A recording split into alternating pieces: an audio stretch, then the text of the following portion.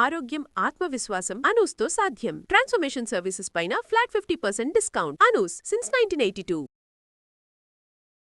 వంకాయతో బోలెడన్ని రకాల కూరలు చేసుకుంటాం. రకరకాల మసాలాలు గిసాలాలు వేస్తాం. అవి ఏమీ లేకపోయినా పొట్టిగా వంకాయ వేయించుకున్నా హాయిగా అన్నం తినేస్తాం. వంకాయ కూర పెరుగు ఉంటే సరిపోతుంది. అయితే వంకాయ మసాలాలు రకరకాలు వేస్తాం కదా, సింపుల్ మసాలాతోటి ఈజీగా టేస్టీగా ఉండే ఒక కొత్త రకపు కర్రీని చూద్దాం ఇవాళ. పల్లీలు, ఉల్లిపాయలు, కొత్తిమీర, ఇంతే. వీటితో పాటు ఉప్పు, కారం, పసుపు, ఇంకేం వేయక్కర్లేదు. వీటితోటి ఎలా టేస్టీగా కుదురుతుందో చూద్దాం. పల్లీలు చక్కగా ధారాళంగా వేయించేసుకోవాలి. దీనికి ఏంటంటే జనరల్గా మనం ఒక 1/2 kg కూర చేసుకుంటాం అనుకోండి, 1 కప్పు పల్లీలు సరిపోతాయి. 1 టైం చూస్తే మనకు తెలుస్తుంది దీన్ని వేయాలా తగ్గించాలా, మసాలా ఎక్కువైందా. గ్రేవీ ఎక్కువ కావాలంటే మరి కాసిన పల్లీలు యాడ్ చేసుకోవటం, గ్రేవీ తక్కువైనా పర్వాలేదంటే కొంచెం తగ్గించుకోవటం, అంతే విధానం. పల్లీలు కొద్దిగా వేయించేసి తర్వాత, అంటే ఈ సింపుల్ రెసిపీ చెప్పేస్తున్నాను చూడండి. పల్లీలు వేయించేయాలి, పొట్టు తీసేసి చల్లారేక పొట్టు తీయటం, గ్రైండ్ చేసేయటం పల్లి పొడి.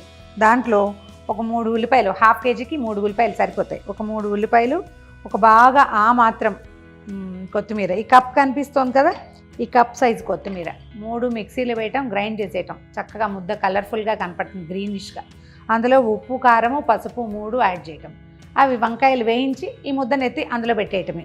ఒకవేళ కావాలి మనకు ఓపికండి, బుజ్జి వంకాయలు దొరికితే వంకాయల్లో కూరేసి కూడా కూర వేసేసుకోవచ్చు నూనెలో. లేదా ముక్కలు పెద్ద కాయలు అనుకోండి, ముక్కలు తరిగేసేయటము, నూనెలో వేయటము, ఈ ముద్దను అందులో పడేయటము. కొంచెం అడుగంటకంటా చూసుకుంటే చాలు, ఈజీ, 10 నిమిషాల్లో అయిపోతుంది. తగినవి స్టవ్ ఆపేసేద్దాము. ఇవి చల్లారాక పొట్టు తీయటము, గ్రైండ్ చేసుకోవటము. ఆ గ్రైండ్ చేసిన పొడిని పక్కన పెట్టి ఉల్లిపాయ, కొత్తిమీర గ్రైండ్ చేసేస్తాం. 2 కలిపి రెండోసారి మళ్ళీ గ్రైండ్ చేస్తాం. అప్పుడు ఈవెన్గా కలుస్తుంది. అన్నీ కలిపి ఒకసారి గ్రైండ్ చేయటం విధానం కాదు. పల్లీలు ముక్కలు ఉండిపోతాయి. ముందు పొడి చేసుకుని తర్వాత గ్రైండ్ చేసుకోవాలి. ఇదిగోండి మన పల్లీల ముద్ద రెడీ అయిపోయింది. పల్లీలు వేయించాము, దాన్ని గ్రైండ్ చేసాము, అందులో ఉల్లిపాయలు, కొత్తిమీర కలిపాం. ఇది ముద్ద రెడీ. ఇప్పుడు ఏం చేద్దామంటే వంకాయలు కూడా కట్ చేసి పెట్టుకున్నాం. మొదట స్టవ్ వెలిగిద్దాము. తర్వాత ఒక ఫ్రైయింగ్ ప్యాన్ ఏదైనా కొంచెం మందపాటిది పెట్టుకోండి. అండ్ ఈ కూరకి కొంచెం నూనె ఎక్కువే పడుతుంది, తక్కువ నూనెతో అంత రుచిగా ఉండదు. ఓకే,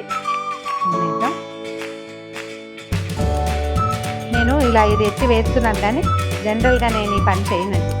ఇలా నూనె పోసేటప్పుడు మామూలుగా అంటే షెఫ్స్ చేస్తారు, అది ప్రొఫెషనల్స్ కాబట్టి, మనం కాదు కదా, అందాజుగా వేసుకుంటామా, ఒక చుక్క ఎక్కువే పడుతుంది. ఏదైనా ఒక బౌలు, దాంట్లో స్పూన్ ఉంటే ఎన్ని స్పూన్లు వేసాము అనేది ఒక రఫ్గా ఖచ్చితంగా ఒక అవగాహన ఉంటుంది. ఇది అలవాటుగా వేస్తాం, అందాజుగా చాలా పనులు చేస్తాం. అలా కొలత పెట్టుకుంటే మనం కొంచెం ఆయిల్ కంట్రోల్ సాధించగలుగుతాం. ఆలోచించండి, ఇది నా ఆలోచన అనమాట, నేను అట్లా చేస్తాను. సో ఇది కొద్దిగా వేడెక్కనివ్వండి. ఇందులో మనం ఏ మసాలా దినుసులు వేయం, జస్ట్ వేడెక్కాక వంకాయలు వేసేద్దాం.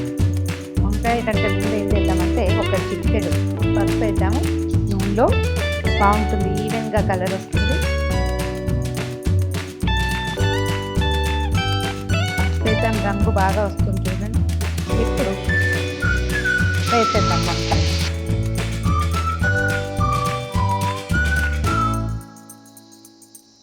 ఒకవేళ చిన్న వంకాయలు కనుక ఉంటే దీంట్లోనే ఉప్పు, కారం కలిపేసుకుని మనం కాయల్లో పెట్టి కూడా చక్కగా కాయలు తెరిచి గుత్తొంకాయలాగా చేసుకోవచ్చు. మనకు కొద్దిగా కాయలు పెద్దవి వచ్చినాయి అనుకోండి, పెద్ద కాయలు అయితే అట్లా పెట్టలేకపోతాం. ఒక కాయ వేగ అవుతుంది. ఒక 2 నిమిషాలు వీటిని కొద్దిగా నూనె అన్ని పక్కల తగిలించి మనం మసాలా వేసేద్దాం. ఇప్పుడు ఏం చేద్దామంటే మన ముక్కలకి, కారానికి, అంటే మసాలాకి సరిపడేలాగా ఉప్పు, ఈ కూరకి కొంచెం ఉప్పు కారాలు ఎక్కువే పడతాయండి, నిర్మోహమాటంగా వేసేయచ్చు. ఎందుకంటే ఇందులో ఉన్న పల్లీలు, పచ్చి ఉల్లిపాయలు బాగా ఉప్పు కారాలు తీసుకుంటాయి. ఇప్పుడు స్పూను అంటే ఒక్కొక్కళ్ళు రుచిని అనుసరించే కారాలు ఎక్కువ తింటామా, ఉప్పు ఎక్కువ తింటామా ఏమిటో తెలియదు కదా, మన విధానాన్ని బట్టి వేసుకోవాలి. ఈ మనం గ్రైండ్ చేసి పెట్టుకున్న మసాలాని దీంట్లో వేసేద్దాం. ఇది పచ్చిది కదా, అంటే ఉల్లిపాయలు పచ్చివి కదా, కొంచెం వేగటానికి సమయం పడుతుంది, కొద్దిగా అడుగంటుతుంది. అందుకని ఈ పైన ముక్కల మీద ఈవెన్గా స్ప్రెడ్ చేసేసి వదిలిపెట్టేద్దాం.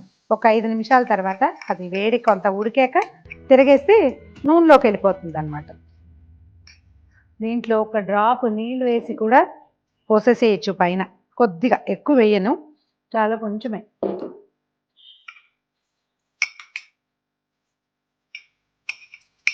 సిమ్లో పెట్టి మూత పెట్టేద్దాం. ఇలాంటి కూరల్ని ఎప్పుడు కూడా సిమ్లో అండ్ చిన్న స్మాల్ బర్నర్ ఉంటుంది కదా, దాని మీదే చేసుకోవాలి.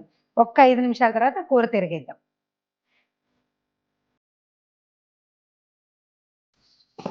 మనం మూత పెట్టాం కదా, చూడండి అన్ని పక్కల ఆయిల్ కలుస్తుంది.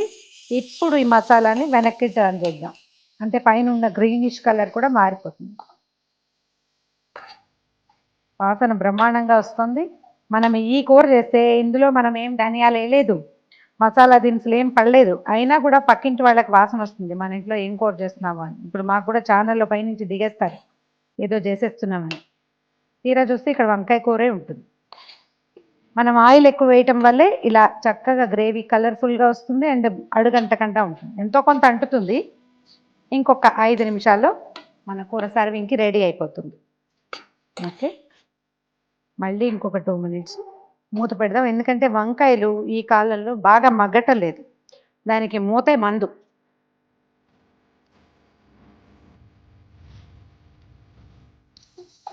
అయిపోయింది, అన్ని పక్కల నుంచి నూనె వదిలి పెట్టేస్తాం చూడండి.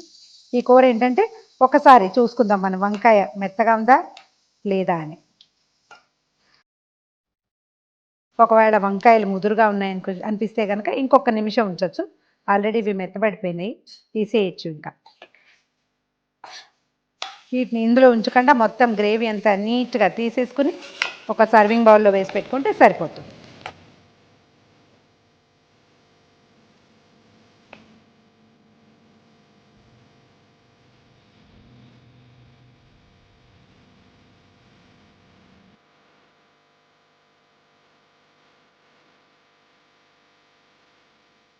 ఇదిగోండి వేడి వేడి వంకాయ పల్లి మసాలా రెడీగా ఉంది.